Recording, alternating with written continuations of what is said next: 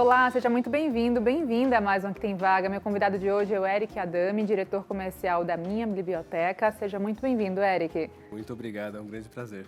É prazer nosso recebê-lo. Estou curiosa para a gente tratar de um termo que já vem do inglês e na tradução literal, né, o aprendizado contínuo ou lifelong learning. O que é que ele significa na prática? Legal. É bom a gente começar pelo conceito mesmo, né? Lifelong Learning, ultimamente, nos últimos 2 anos, ele passou a ser mais falado mesmo no mercado corporativo, principalmente, pensando no aprendizado contínuo, ou seja, aquele profissional que ele não cursa apenas um ensino superior, um curso livre, mas ele continua aprendendo, buscando conhecimento o tempo todo, para que ele desenvolva novas habilidades e consiga desempenhar um trabalho melhor. Eric, quando a gente fala das organizações e da cultura organizacional desenvolvida, qual o cuidado com esse colaborador, qual o incentivo que faz parte da empresa transmitir para que ele continue nesse aprendizado, nessa qualificação? Tá. Eu sempre digo que lifelong learning, ele é um estilo de vida. Então, a pessoa tem que estar disposta a buscar o conhecimento constantemente. Então, é muito comum que as pessoas, depois que elas se formam, fiz a faculdade, fiz um MBA, a pessoa acaba entrando numa zona de conforto, acaba se acomodando e ela não vai em frente nos estudos. É muito comum acontecer isso. E, com o tempo, a informação, o conhecimento, ele é perecível. Então, a pessoa começa a ficar obsoleta no mercado, ela começa a não ter exatamente o que ela precisa para agregar valor no negócio, na empresa. Então, a empresa ela precisa motivar os colaboradores para que eles queiram ir atrás da informação, para que eles tenham interesse em manter-se atualizados, porque isso é bom para a empresa, mas é bom para o colaborador também, né? Ele vai ficar mais motivado, vai ficar mais feliz. A gente tem estudos que comprovam que colaborador que mantém-se atualizado é mais feliz, é mais produtivo e é mais engajado com o negócio. A gente fala dessa ponta da empresa incentivar. E quando parte do próprio colaborador, ou tem que partir dele, né? A questão da autogestão, desde o tempo até mesmo da busca pelo aprendizado, independente da demanda do trabalho. Isso também é muito importante, não é? Sim. Imagina o seguinte contexto. Ensino regular, faculdade. Você está ali como professor, você fechou um curso de 4, 5 anos, um professor vai te passar esse conteúdo. Um curso livre. Você paga um curso, tem uma grade com horas de aula e você vai fazer esse curso.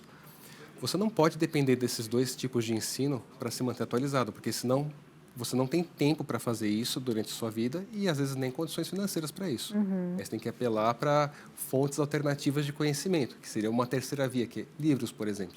Você ir atrás, estudar, pesquisar. E para isso a pessoa precisa ter disciplina, ela precisa querer fazer isso, ela está disposta a fazer isso, porque é uma parte que depende muito mais dela do que das pessoas, né, do ambiente. Então, ela precisa ter disciplina e cuidado de pensar que isso é para o bem dela, esse conhecimento vai agregar ela como profissional e como pessoa e vai trazer um resultado muito positivo. Porque de nada adianta você ter, sei lá, uma aula particular, ficar por aquilo, semanal, e você não, ao longo dos dias da semana, também ter sua própria imersão, né, naquilo que foi aprendido, naquilo que você pode desenvolver com esse aprendizado. A gente olha também para os formatos de trabalho que mudaram, no pós-pandemia principalmente, o híbrido veio para ficar. Esse aprendizado contínuo ao longo da vida, ele se coloca de qual maneira, quando a gente fala de novos formatos de trabalho, remoto ou presencial? Quando a gente fala do formato de trabalho presencial ou formato de trabalho remoto, isso tem tudo a ver com a logística da pessoa para participar de um curso, de um treinamento. Então, o trabalho remoto ou o trabalho híbrido, ele motiva as pessoas a buscarem informação por si, né? Porque ela, às vezes, pensa, eu não vou sair do meu ambiente, da minha casa, pegar um trânsito só para uma aula. Então, o que ela faz? Ela aproveita e já emenda num curso EAD ou mesmo numa pesquisa, numa literatura que vai trazer o conhecimento que ela precisa. Então, isso, mas não apenas isso, tá? Acho que um ponto importante é a dinâmica das informações e do mercado de trabalho de hoje, porque a velocidade que a informação está ficando que ela é perecível, que ela está ficando defasada, é mais rápida do que antigamente. Sim. Né? Então, se a pessoa não se atualiza, ela começa a colocar em risco até o que ela faz. Né? A gente entende que hoje tem muito emprego que daqui a 10 anos não deve existir. Isso é fato. E a pessoa precisa se atualizar para que, uma inteligência artificial, por exemplo, não seja um problema para ela, seja uma solução, né? Ela tem que lidar no mesmo ambiente que essa tecnologia, não ter medo da tecnologia. Até porque a tecnologia não substitui o que é humano e a gente fala muito das skills ou habilidades. Inclusive, queria te ouvir a respeito disso, das habilidades, sejam elas humanas ou até socioemocionais, sociocomportamentais, dentro do ambiente de trabalho. Qual a importância da gente também falar sobre isso? Importância total para você desempenhar um bom trabalho e para você crescer profissionalmente. Né? Por exemplo, quando a gente pensa em um líder, não existe um líder que não tenha uma boa inteligência emocional. Sim. Que saiba lidar com pressão, que saiba lidar com problemas de um time, né, problemas dos mais diversos. Então, o líder tem que estar pronto para isso. Ele tem que desenvolver a parte técnica do conhecimento, mas ele tem que desenvolver a parte humana, de entender o que se passa com as pessoas, como é que ele pode ajudar essas pessoas, porque, no fim, ele vai usar um time para chegar até um resultado. Ele tem que multiplicar isso, ou seja, são diversas peças alinhadas para atingir um resultado da empresa. É muito importante essa figura do líder, porque eu acho que sempre dá para tratar a relação empresa, colaborador, como um tripé mesmo, tipo, olhando para a gente gestão, o pessoal do RH, né? O líder e os colaboradores e seus pares. Quando falamos do líder e linkando com o RH, qual a necessidade da gente ver uma boa comunicação, fluir entre esses dois pontos para que chegue na terceira ponta dos colaboradores? Tá. O RH ele é o representante do colaborador na empresa. Né? Então, a gente nunca pode subestimar tanto o poder quanto a responsabilidade do RH. Né? Então, ele que vai medir se aquilo que está sendo feito pelo líder condiz com a necessidade do time e vai, inclusive, ajudar a moldar isso. Né? Porque, às vezes, o líder ele é muito mais técnico, um pouco menos pessoas, ele precisa desenvolver isso e é o RH que vai cuidar para que essa equação feche. Né? Basicamente, será que as ações que esse líder coloca em prática condizem com a cultura da empresa? Será que essas ações são adequadas para o time dele? Como é que o time dele percebe? Né? Às vezes, um colaborador tem um certo receio de expor o ponto de vista, porque é o chefe dele. Sim. Mas o RH não. O RH ele tem um livre acesso para expor o que ele sente, o que se passa, para que o RH consiga, então, fazer com que as duas partes se conversem e haja convergência, basicamente isso. É muito importante a gente ver a harmonia funcionando bem para levar a todos os interessados dentro dessa relação o melhor que possa ser entregue e ser vivido. Saúde mental dos colaboradores é um ponto que veio também chamando muito atenção, porque índices de burnout, pânico, ansiedade, depressão também fazem parte do ser humano que tem sua função profissional, mas não deixa de ser humano, né? Isso é muito importante. A pandemia também trouxe essa reflexão. Até que ponto a gente se divide em vários, mas não deixa de ser um. Como a gente fala de saúde mental, eu queria também te ouvir a respeito da importância. Afinal, a gente fala, né, de mente sã, corpo sã e também corpo são e também essa necessidade de se manter atualizado, de se manter constante. Sim. Quando a gente fala de saúde mental, a gente tem alguns pilares que envolvem a saúde mental. É a saúde física, né, hábitos saudáveis, a pessoa se sentir útil, né, ter um trabalho, desenvolver um bom trabalho e ela saber lidar com adversidades e com pressões do ambiente. Quando a gente fala de um ambiente corporativo especificamente, é muito comum a pessoa sofrer de burnout ou passar por uma situação mais complexa, né, psicologicamente falando, quando ela tem medo ou quando ela tem dificuldade de desenvolver aquele trabalho.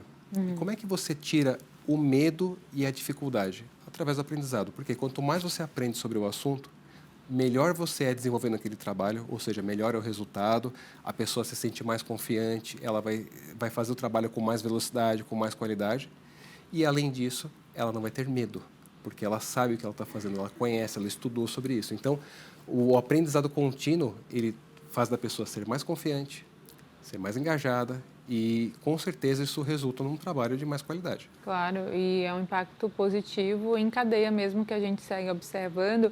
Agora, além desse ponto da saúde mental, que eu acho que perpassa outros, como a questão geracional, por exemplo, que eu gostaria de te ouvir também. A gente vai muitas gerações conversando e convivendo hoje no mercado de trabalho, gerações mais sêniores que pensam de uma maneira diferente, hoje o mindset também diferente do parte dos jovens, que são verdadeiros nômades digitais ou nômades de carreira, né? Como é que a gente equaliza tudo isso, olha com bons olhos as diferenças que podem somar, que podem ser complementares, Eric? Eu enxergo que essa diversidade ela é rica. Né? Então, assim, a experiência de uma pessoa que tem mais tempo numa empresa é muito importante, é o legado da empresa. Da mesma forma que a dinâmica do mundo atual está nos jovens. Então, a gente não pode escolher um lado ou outro. Né? Na verdade, é a junção dos dois que vai trazer a força para a empresa. Né? A diversidade traz a força. E quando a gente fala de aprendizado, colocando aprendizado nesse contexto, imagina o seguinte, a pessoa que é mais antiga, que é mais experiente, às vezes ela é mais difícil de aceitar que ela tem que estudar. Ela pensa, mas eu já fiz, eu já estudei, eu tenho 15, 20 anos de experiência, eu preciso estudar. Então, às vezes, existe uma resistência dessa pessoa em aprender. Da mesma forma que o jovem, às vezes, ele não quer ter o trabalho de estudar, porque ele entende que tem tecnologia, ele nasceu num ambiente completamente digital, então ele pensa, mas tudo é digital hoje, por que eu tenho que ficar estudando tanto, se a máquina faz tanta coisa? Então, às vezes, a gente enxerga nesse ambiente dois extremos, um que tem mais resistência para estudar, porque acha que já tem o suficiente, e o outro que entende que não há necessidade. E é aí que os dois precisam ceder um pouco para seguirem um caminho de aprendizado, né? Ou seja, aquela pessoa que tem experiência, quando ela se dedica a estudar, a se atualizar, a experiência é exponencial. Isso, a experiência dela vai ter um valor muito maior. Da mesma forma, o jovem, ele conhece a dinâmica, ele tem facilidade com tecnologia, ele tem que aproveitar isso a favor dele, aprendendo a usar melhor a tecnologia. E ele vai ter mais resultado. Sim, é muito importante isso, principalmente quando a gente olha para a ponta dos profissionais, né, mais experientes, porque é muito importante a gente combater o etarismo, que é aquele preconceito com relação ao profissional mais velho atuando ainda no mercado de trabalho, principalmente nessa pauta do geracional, né? Então, quanto mais a especialização vier, quanto mais você buscar, seja por incentivo da empresa ou por o próprio incentivo, melhor para quebrar também essa barreira de tipo, chegou a idade, não trabalha mais, não tem mais mercado, muito pelo contrário, né, Eric? Sim. É a informação, o conhecimento que vai unir essas pessoas, né? O que vai unir? O que é em comum dessas pessoas, né? A pessoa mais velha, mais experiente ou a mais jovem que está entrando agora no mercado de trabalho? O que é em comum nos dois? Primeiro que é o propósito, né? Ou seja, qual que é a intenção deles dentro de uma empresa, dentro do negócio. Isso é em comum, vai uni-los. E, além disso, é o quê? A técnica, o método, o conhecimento. Ou seja, a informação ela tem que ser usada por todos. O conhecimento tem que ser aplicado por todos. Sim. Tanto pelo mais maduro, mais velho, quanto pelo mais jovem. E quando eles entendem isso, é a hora que eles entendem que eles podem ajudar uns aos outros. Né? Porque eles se complementam. Eles não deve existir disputa, mas sim complementar. Né? Os dois fazem parte de um negócio. E o negócio precisa dessas duas gerações, né? Ou mais gerações até, para ele funcionar. Sim. Eric, a gente tem alguma receita de bolo para, tipo, no sentido de como as empresas incentivam essa cultura a permanecer dentro realmente da filosofia, né, do propósito de cada colaborador? É fazer de forma esporádica, encontros, proporcionar aprendizados, proporcionar cursos? Tem um tempo certo para distanciar cada evento de outro? Como é que funciona mais ou menos para a empresa, enfim, o lado da empresa se manter ativo nesse sentido?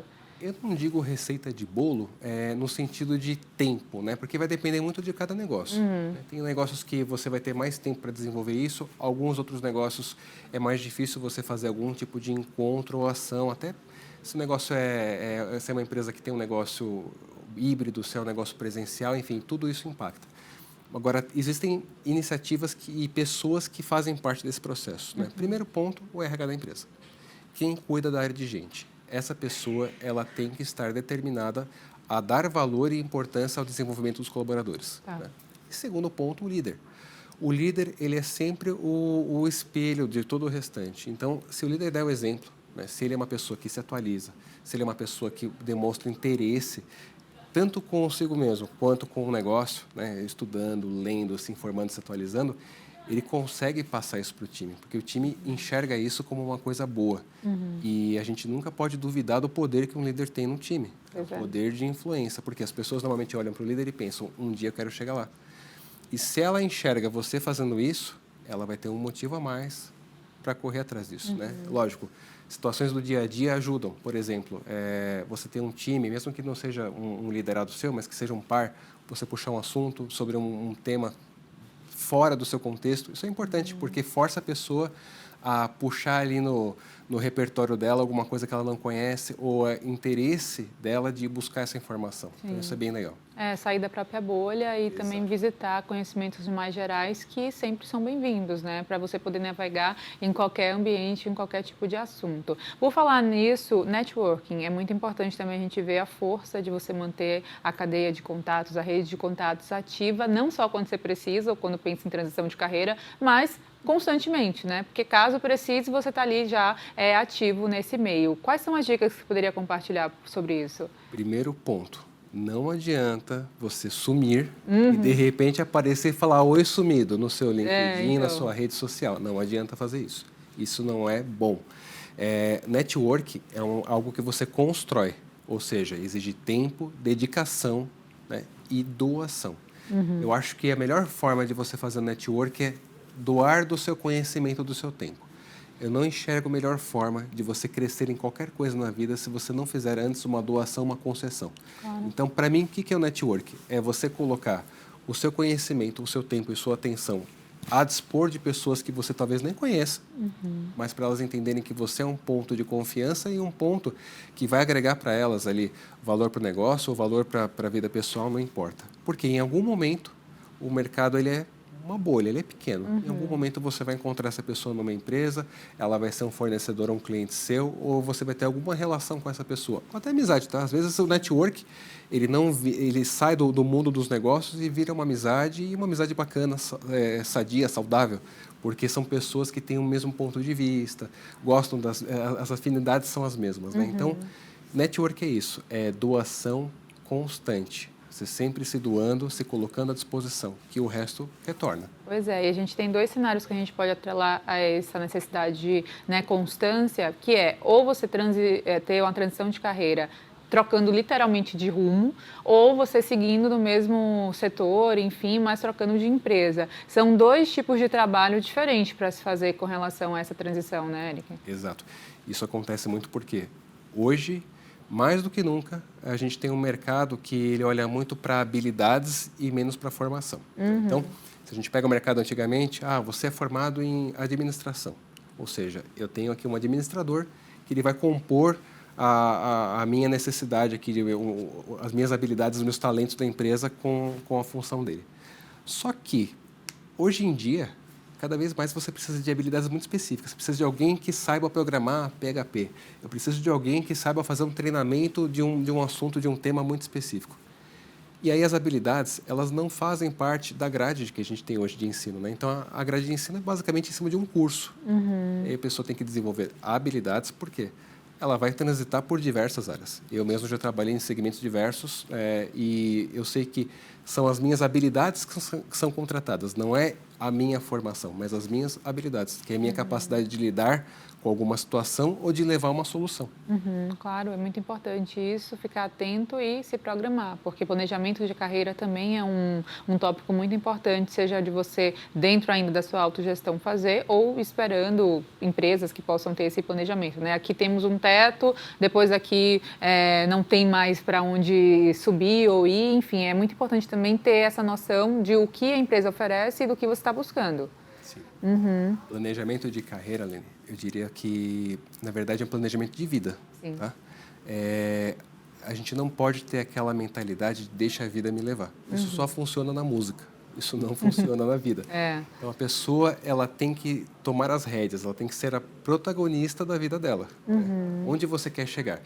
Tudo é planejamento. Onde eu quero chegar no meu físico? Para eu chegar nesse físico, eu preciso o quê? Eu preciso fazer um controle alimentar, ou eu preciso fazer uma academia, ou eu quero treinar para ser um corredor, não importa. Mas você precisa se planejar para isso. Carreira, mesma coisa, ainda mais, né? Você quer chegar aonde? Você quer qual cargo, qual área? E aí você tem que pensar, como é que eu chego até lá? Sim. Que tipo de ensino que eu preciso buscar? Né? Que tipo de instituição que vai me ajudar a alcançar isso aí?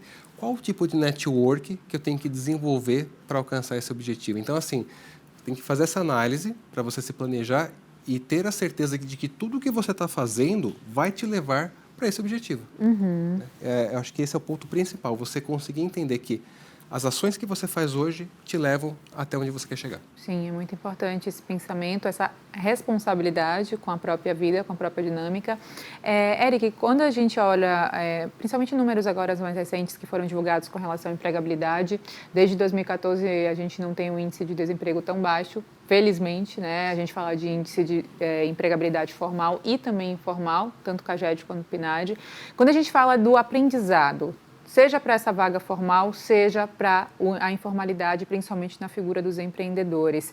Como o Lifelong Learning se encaixa em cada um desses cenários? A gente já interliga diretamente a formalidade à empresa, como a gente citou até aqui, mas informais, né? Empreendedorismo, que é uma força tão crescente e significativa no mercado de trabalho. Qual é a dica para esse pessoal?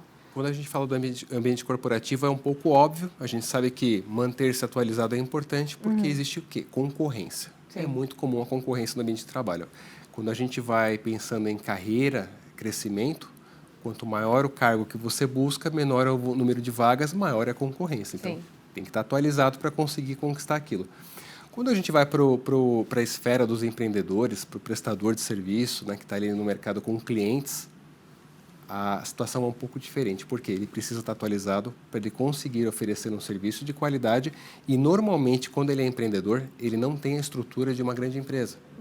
Então, ele precisa como? Como é que ele vai oferecer esse serviço? Ele precisa de conhecimento, ele precisa de base técnica para ele conseguir oferecer um serviço de qualidade. Como é que ele faz isso? Estudando e se atualizando.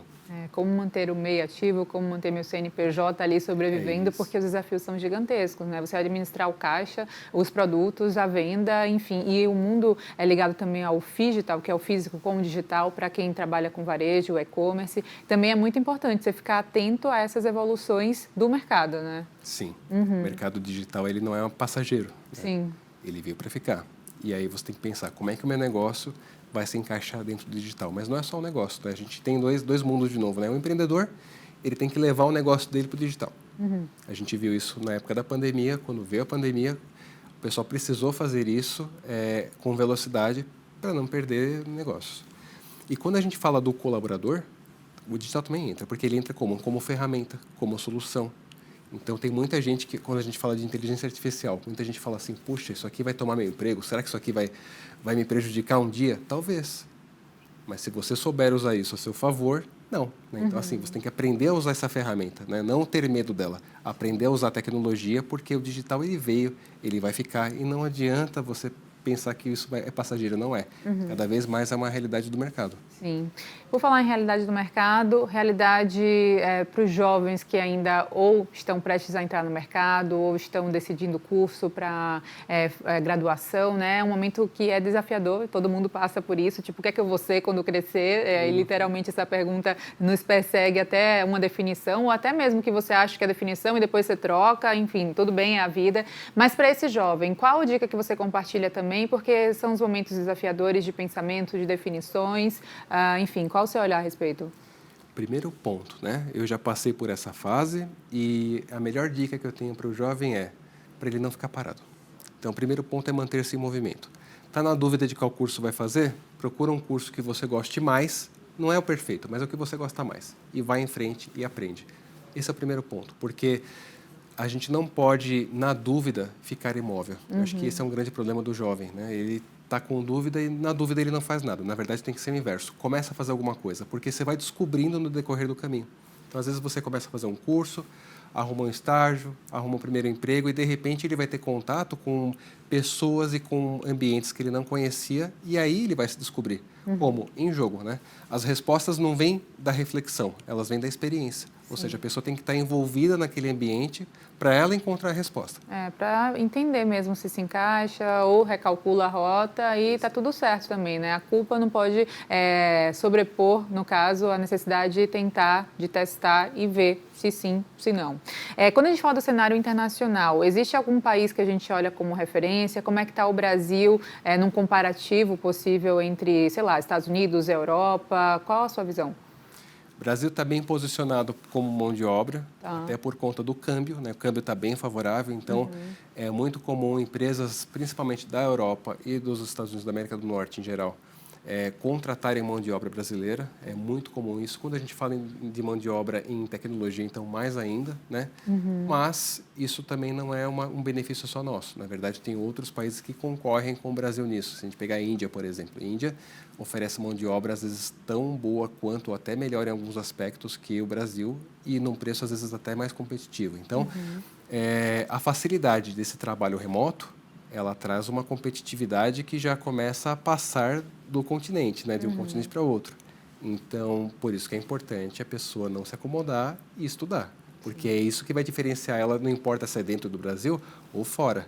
É o nível de conhecimento, é a capacidade de resolver problemas dela que vai fazer ela ser mais ou menos requisitada no mercado. Eric, quase no final do programa já, mas antes vou deixar esse espaço aberto para sua mensagem, suas dicas, fica à vontade. Legal. Bom, primeiro ponto que eu comentei com você, quem está começando agora, quem está no início de carreira, é muito importante que essa pessoa se mantenha em movimento, que ela cuide, que ela preserve o network dela. E network, gente, não é só para quando você já está empregado, para quando você já é um gerente, um líder. Não, network é desde o começo da carreira. O network que você começa fazendo, Lene, na faculdade, num curso, né? Então, a pessoa tem que aproveitar todo o ambiente que ela está presente para ela criar conexões. São as conexões que fazem ela olhar o mundo de uma forma melhor, de ela aprender, de ela criar relação que vai trazer algo no futuro para ela. Seja um conhecimento, seja um aprendizado, ou seja mesmo um amigo, não importa o que seja. Então, preserve, né, essa comunicação, esse entrosamento, não importa o ambiente que você esteja. Toma cuidado com o ambiente que você está, né? Ou seja, quem está no início de carreira, às vezes vai muito para festa de faculdade e festas, enfim, cuidado com isso, né? Não é que não tem que fazer, mas será que o que eu faço vai me levar até onde eu quero? Só tem que sempre pensar isso. O quanto de esforço eu coloco para chegar até onde é meu sonho, meu objetivo? Então, a pessoa tem que sempre pensar nisso. O que eu estou fazendo vai me levar até onde eu quero? E, por último, nunca deixe de aprender. Né? Nunca é o suficiente. A gente acha que é o suficiente até o dia que aparece alguém que tem mais conhecimento que a gente e ensina. Então, o aprendizado ele deve ser constante, não importa o nível, não importa se é começo de carreira, se é o fim de carreira, não importa. A pessoa tem que se manter aprendendo, porque isso vai trazer saúde mental, vai trazer motivação, vai trazer engajamento e ela vai ter mais resultado. Não importa a área e não importa o que ela faz. Ela vai ser melhor naquilo que ela faz. Sim. Éric Adami, muito obrigada por suas contribuições aqui comigo hoje. Conte sempre com a gente. Até a próxima. Muito obrigado. Obrigada. E para você também que nos acompanha, muito obrigada por sua companhia e audiência. Lembro que o programa também fica disponível no YouTube Band Jornalismo. Até o próximo.